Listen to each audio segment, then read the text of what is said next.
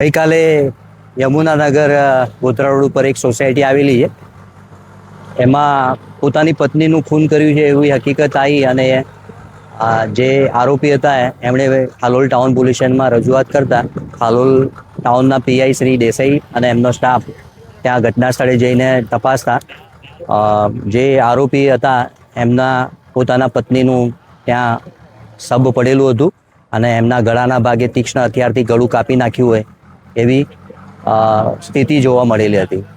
જે આધારે તપાસ કરતા એવી હકીકત જાણવા મળેલી કે જે આરોપી છે એમણે એમની પત્ની જે દીપિકા નામ હતું તે એમના સગા ભાણા આકાશ કરીને છે એમની સાથે 4 વર્ષથી પ્રેમ સંબંધો હતા અને એ આડા સંબંધોના કારણે ઘરમાં અવારનવાર એમના પુત્રી ને પુત્ર મોટા હોવા છતાં આ સંબંધ રાખતા હોય એ બાબતે ઠપકો અને ઝઘડા થતા હતા.